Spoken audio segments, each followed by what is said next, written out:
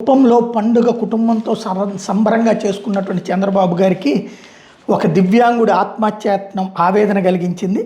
తన గోడును ముఖ్యమంత్రి చెప్పుకోవాలని ఆశతో తిరుపతి జిల్లా నారావారిపల్లికి వచ్చిన వృద్ధ దివ్యాంగుని అధికారులు అనుమతించకపోవడంతో నిరాశతో పురుగుమందాగి ఆత్మహత్యాయత్నం చేసిన ఘటన బుధవారం తీవ్ర చర్చకు దాటేసింది. సంబంధిత వర్గాల సమాచారం ప్రకారం తోడబుట్టిన అన్న తన ఇంటిని అన్యాయంగా స్వాధీనం చేసుకోవడమే కాకుండా తనను చంపేస్తానని బెదిరింపులకు పాల్పడుతుండడంతో తనకు న్యాయం చేయాలంటూ చిత్తూరు జిల్లా పెదపంజాని మండలం నగరేపల్లికి చెందినటువంటి గోవిందరెడ్డి చిత్తూరు జిల్లా ఎస్పీ కలెక్టర్కి మొరబెట్టుకున్నాడు. న్యాయం జరగకపోవడంతో తన సమస్యను పరిష్కరించాలని కోరుతూ గత ఏడాది జనవరిలో ముఖ్యమంత్రి చంద్రబాబుకి వినతిపత్రం ఇచ్చాడు.